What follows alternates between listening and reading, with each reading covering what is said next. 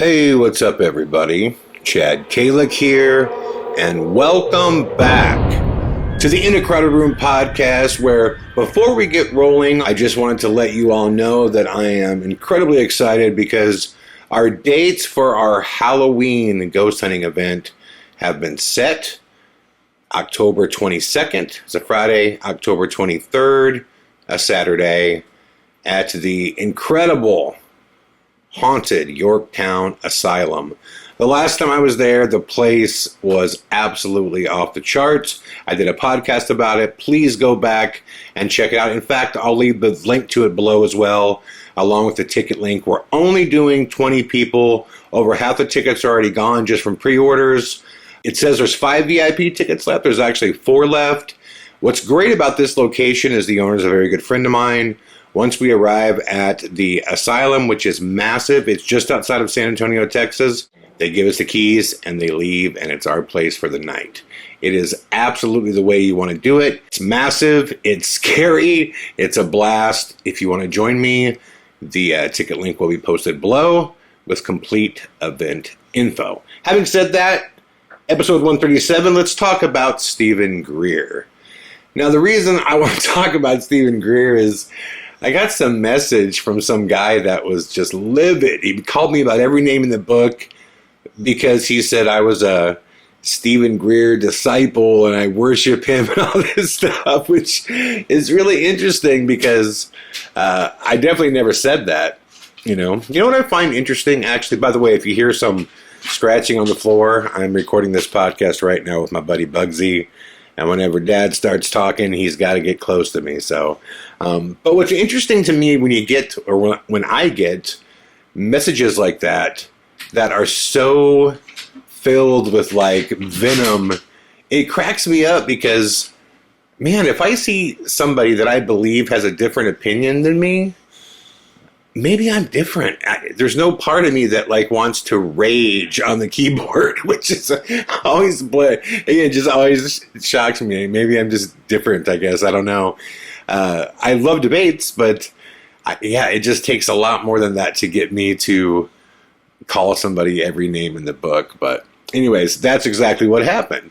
So with that being said, I wanted to talk about Stephen Greer, because, like I said, I've never said that I believe everything that he says or anything like that.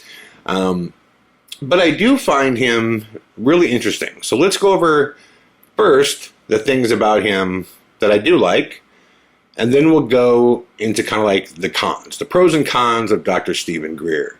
And maybe we can decide together if we should trust him. The thing that I like the most about Stephen Greer is he was one of the first guys that was like, look, I need to bring all of these people together, right? I need to bring all of these people together. And he's done a ton of research. He reached out to a ton of people. And the guy has brought astronauts, congressmen, governors, mayors, police officers. I mean, he's brought everybody together to kind of create this database of what would otherwise be considered credible reports.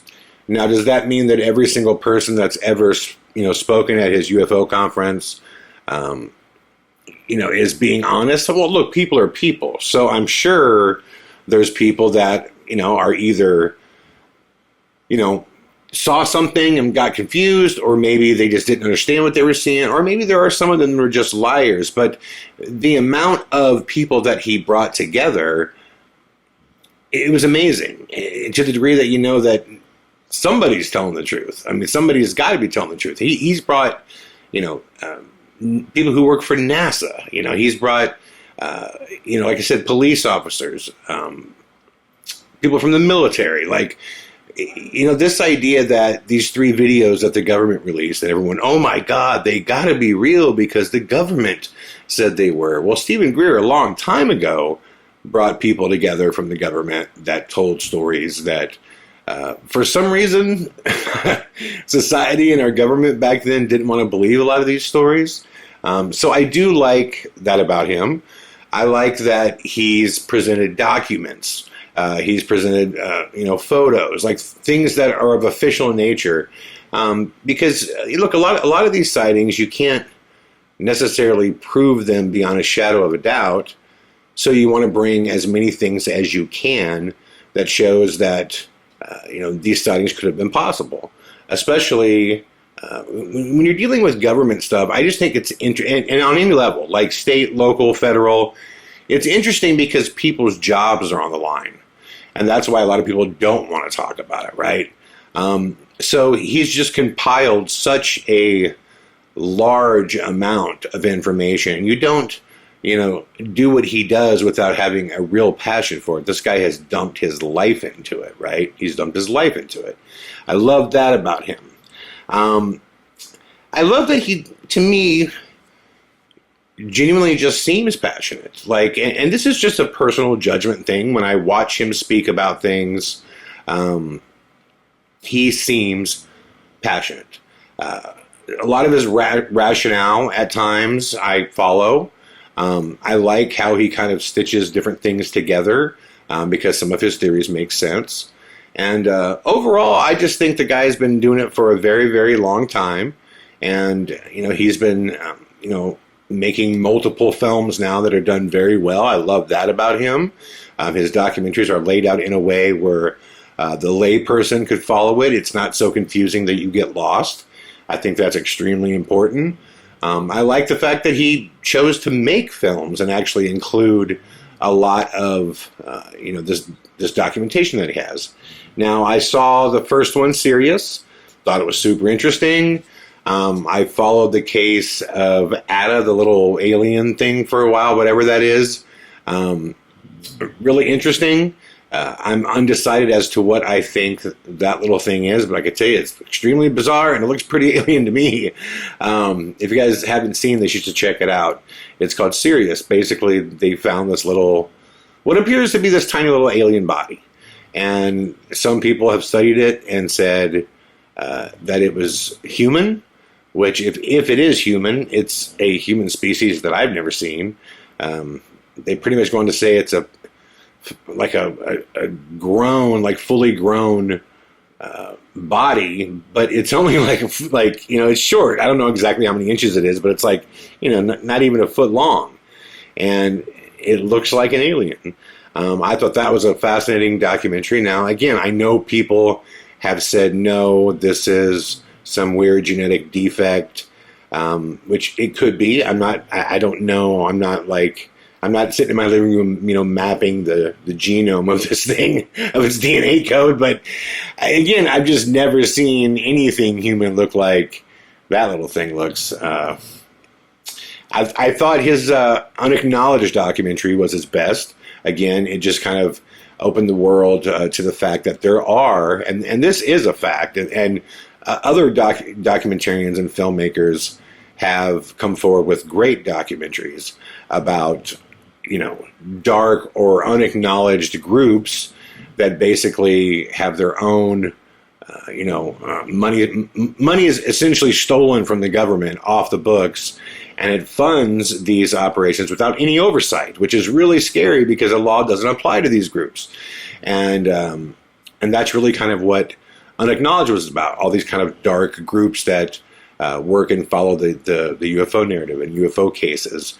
And, I like the fact that he does a lot of historical research. He goes back years and years and years and years and years to kind of show when this all happened. A lot of guys are just interested in the most recent stuff that happened. I like that he has a really strong, passion for the history of the UFO narrative. I think that's really cool. The Cosmic Hoax, I watched it. There's a lot of it that I do think is super interesting. The concept of the fake alien invasion, this is not a Stephen Greer created thing. I mean, multiple people have said that this is something that, multiple governments would like to do to create a one world order with one singular leader. Skyfall also very much believes this. I've always had trouble fully believing that, even though it makes sense in many ways, even though we've heard President Reagan and other presidents, say these things. It makes... look, there's there's a line of thinking that totally makes sense. If you look back and you look at, America always wants to go to war with an unnamed enemy. The war on drugs. Well, what drugs aren't like? What is that? The war on drugs. Who's the enemy? The war on terror. Who's terror? Like who's the enemy there, right? And if there was a war on space aliens, another enemy that we don't know or we know little about, we can't see. So there's a lot of things that he talks about that I totally do understand, even though it's hard to wrap my brain around the fact that a bunch of, or at least the world-leading governments, would simultaneously work together to try to create this fake alien invasion. The reason that I've never just thrown that completely out is because I can't tell you how many times where I hear something and it sounds totally bizarre and weird. I'm like, that can never happen. And then you find out it's really happening. So I've always been willing to look at that as a possibility, just because our government has consistently chosen these, enemies of, like I said, like drugs and terror and like enemies that we can't really see. Like, can we see us fighting in space? If, they used blue beam and this technology to create things in the sky that looked incredibly real, which this technology does exist for sure. And if there were these, as Dr. Greer, states, if there were these like, fleshy droids that are being made that look like grays in, that are being made at Pine Gap in Australia, and we saw them, or if that's what Craig filmed, would people believe that we were being invaded? Sure. But if they said, it's a war we're going to have to fight in space, it'd be just like the war on drugs and the war on terror. Like, we don't really get to see that. Like, the news would show us that, but we don't visually with our eyes get to see this happening. So it just seems like, history rolling over and over and over again, right? So I think it's a possibility. It's hard for me to fully believe that would happen, but we are building towards something. And I can absolutely believe that what Skyfall calls the power elite, the oil, natural gas barons, like the people that you never hear of, like the truly wealthy people in the world, we don't know who they are, man. We're talking Saudi princes and like they're really wealthy, the people that are the most well off, that have the most money. It's not Mark Cuban. You know what I mean? It's not. Well. Anyways, you know what I'm saying. There's a lot of extremely wealthy people. In fact, I met a multi-billionaire like probably 7 years ago, and Laura taught his child in her class. And I was talking with him, and I couldn't believe what was what he owned and how he became like a billionaire. So we started talking about, what I do, and then he got to kind of what he does. And I didn't really understand where he was going. I said, I'm sorry, I don't know who you are, and I apologize for that. And, but what is it that you do? And he's like, oh, don't worry, my name's not out there. I don't put myself out there. No need to apologize. But he's like, I patented zinc. I own the patent to zinc, like the element. Like he owns zinc. He owns zinc, which is insane, So we're talking about like God money, like he sees the sunset and he's like, cool, it's a beautiful sunset, I'll take it. Like that kind of cash, No, I'm not saying he specifically is a part of what Skyfall refers to as the energy elite. I don't know who is. I know names that people have put out there, but I don't know any of these people, and it can't be confirmed, obviously. But I have every reason to believe that, look, if we stop using oil and natural gas and things like that, there's going to be a massive power shift. And we move into electronic and solar and wind, like a massive, massive power shift. Think how reliant we are on just oil, for example. It's used in everything, not just cars and vehicles. Look around. 99% of the things that are in your house, from plastics to TVs to stereos to guitars to vacuum cleaner, like oil is used in the creation of those and maintaining those. It's used in everything. So there's definitely going to be a power shift if suddenly we went to 0-point energy and everybody found a way to have infinite energy for free. That's going to be a massive, massive power shift. And I have no problem believing that those people don't want to welcome in technology that would take us off that, that standard of life, right? Because if you don't control that, you don't, have the power you once had. And that's a lot of power that these guys have. And there was one of the films that Stephen Greer talked a little bit about that too. I think it was Unacknowledged. And maybe, I feel like there's one more somewhere in there CE5. Yeah, it was Unacknowledged.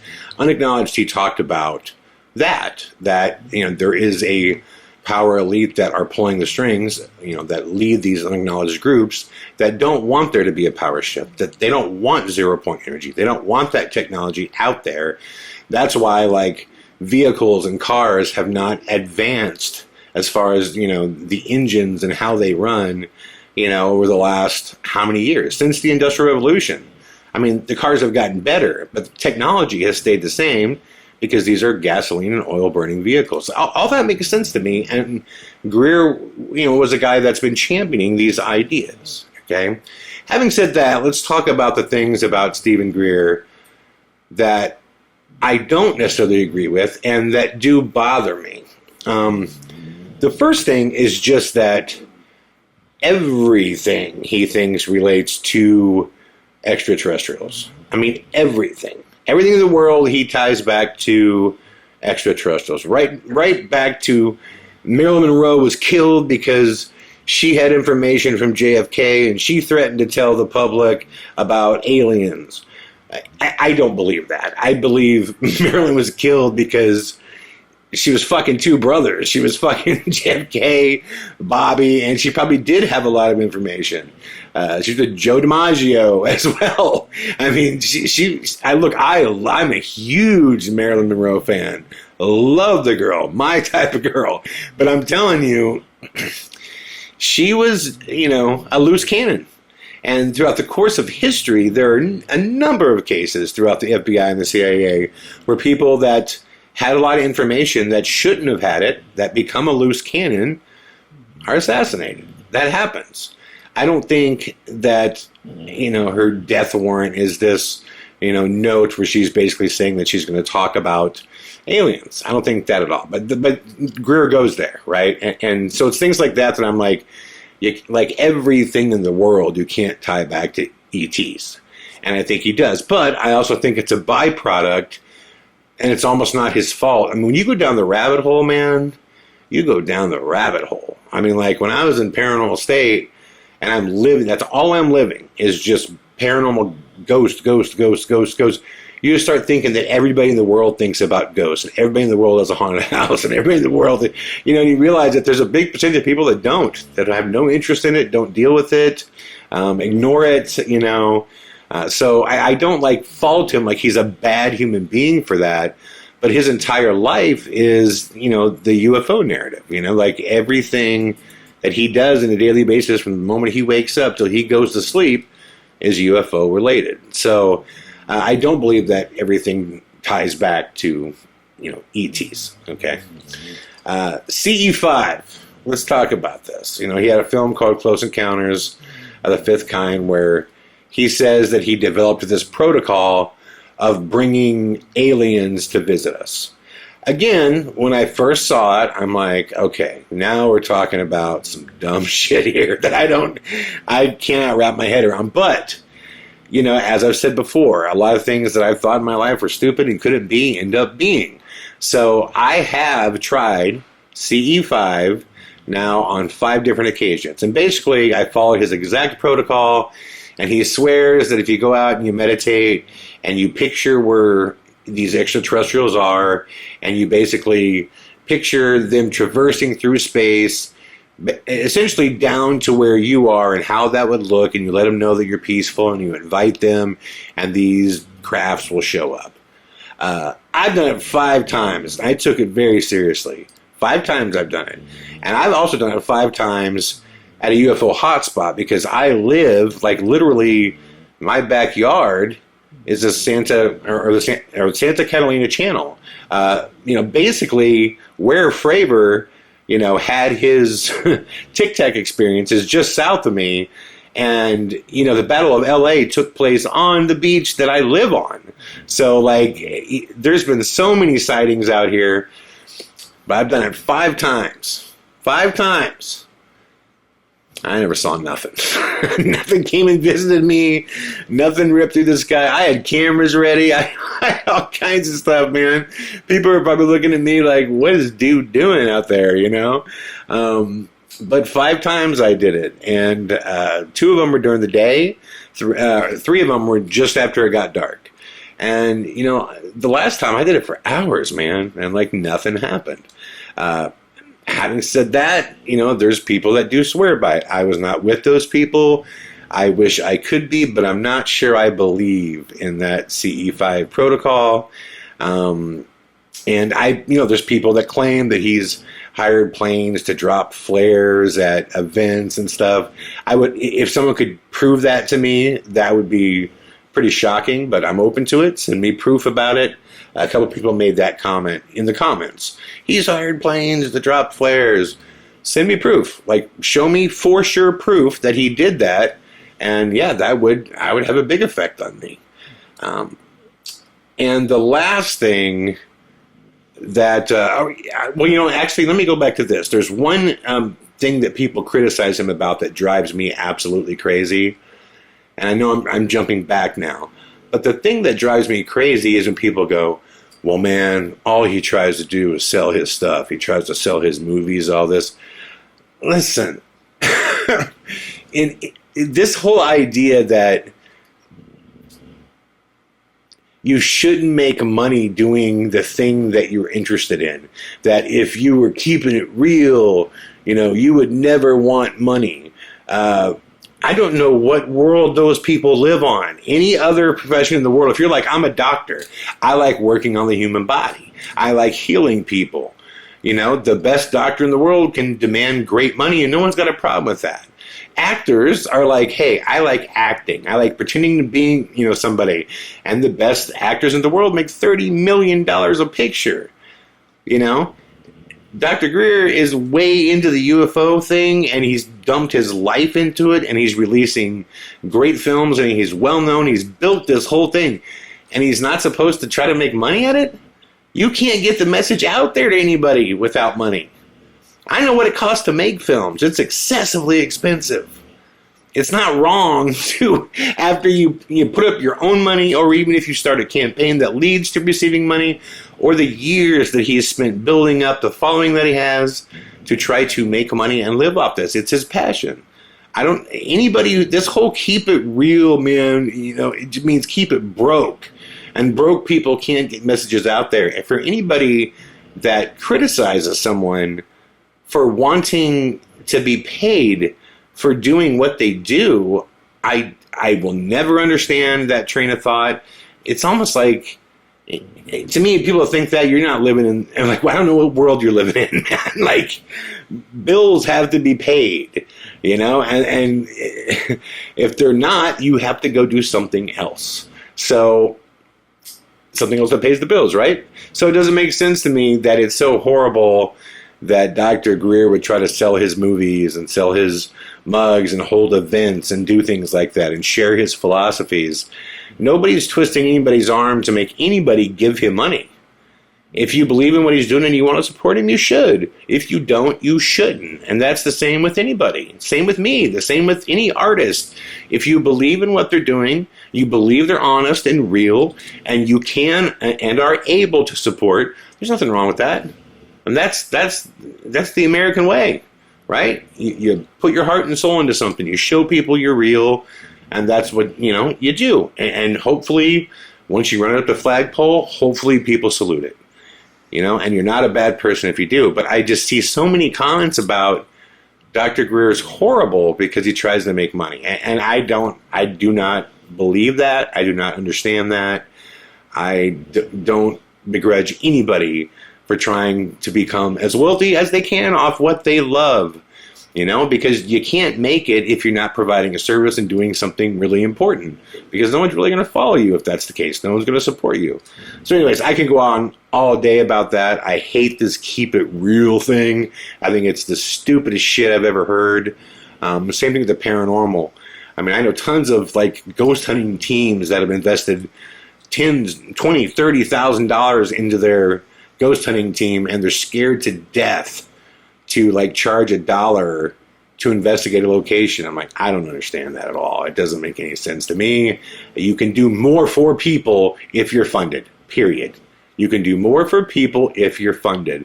So why wouldn't you want to do more? That's where I stand on that. But the last thing about Dr. Greer that really, really bothers me, it's the thing that bothers me the most. And it's the presentation of these alien pictures. He claims that these 3 photos are photos of extraterrestrials that were taken at his events. That when he does his CE5, people snap cameras around him. And I don't know the details around each one of these, but I know that all 3 of these were taken at his events where he does the CE5. I look at all 3 of these photos, and as somebody who's used a camera, who completely understands digital artifacts, who understands using a camera in low light, with sources of light that are around you, all 3 of these to me look like just commonplace pareidoia, or basically matrixing. They look like camera artifacts, weird things that show up on a camera when you use a camera in low levels of light. The Cupid one here, by the way, I have these up on the screen right now for those of you that are just listening.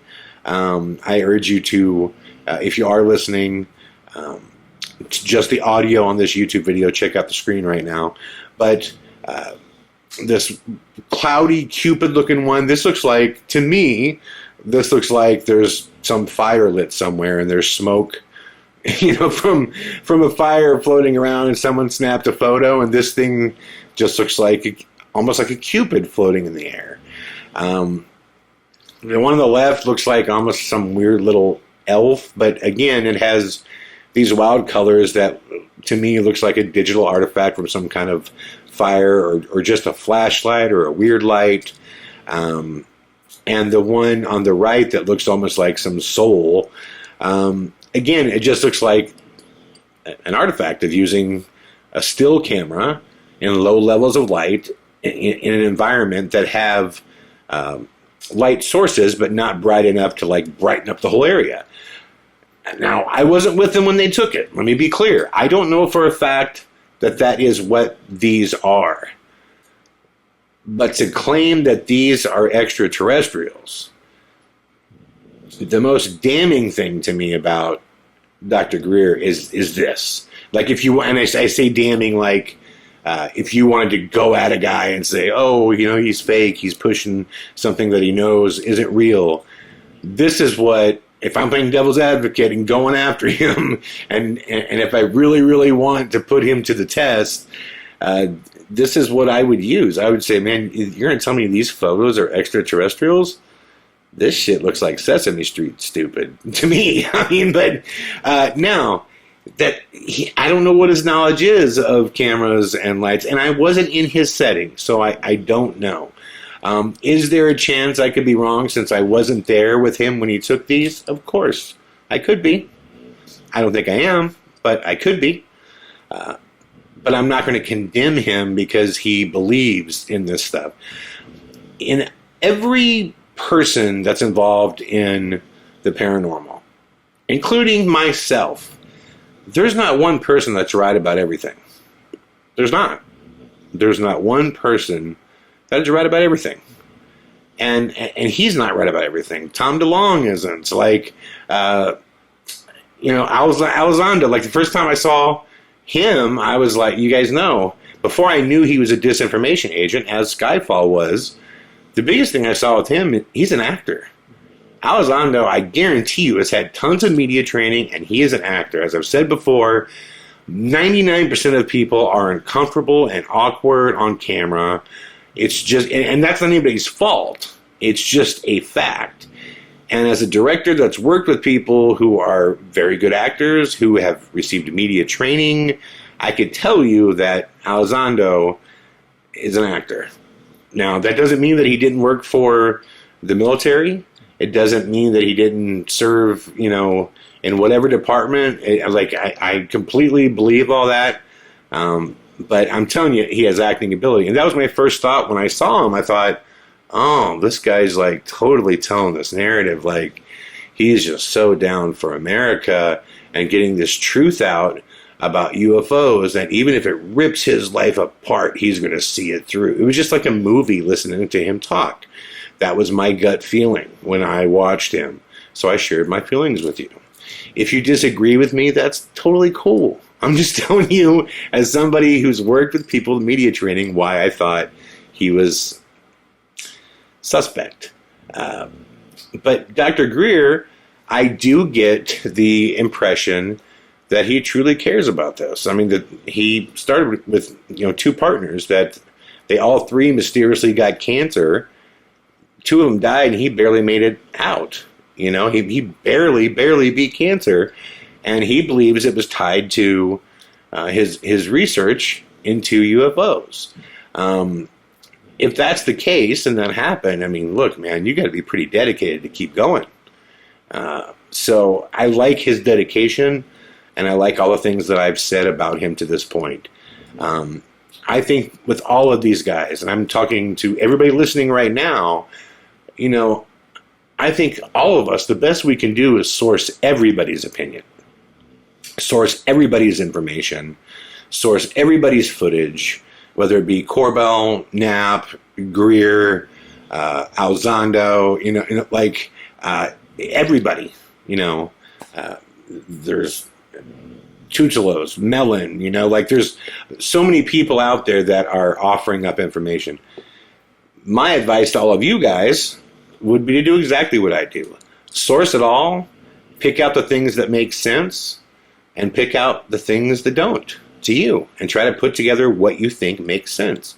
And my hope is that if we all disagree, that's good. I mean, it's only bad if someone comes at it like this letter that I got. It was actually an email, and it was like, well, look, man, there's so many four-letter words in it, I can't even repeat it on here without getting demonetized. But that's not the right way to approach a debate, obviously. But debate is how we figure things out. It's why I love this podcast. It's why I love your comments. I read them. I think about what you guys say. I love when people leave these book-long comments. It's so fascinating to me. And hopefully, by sourcing all those thoughts and opinions, we can all get to a place that makes sense to each one of us. And that doesn't mean we're all going to have the same opinion, but to each one of us, hopefully we can find the truth in everything that's going on right now, because it's a truly fascinating time. So while I do not worship Dr. Greer in any way, and I do disagree with a lot of what he does, I also agree with a lot of what he does. And I also think that he has been an incredibly powerful force in exposing a lot, and I think he deserves to be commended for that. And that's my opinion on it. That's it. Again, I'm not a part of his group. I don't worship him. I appreciate him. I guess that's the best way to say it. Having said that, I would love to hear your thoughts in the comments. Let me know what you think. Thank you for listening to this episode of the In a Crowded Room podcast, and I will be back tomorrow with more. All the best.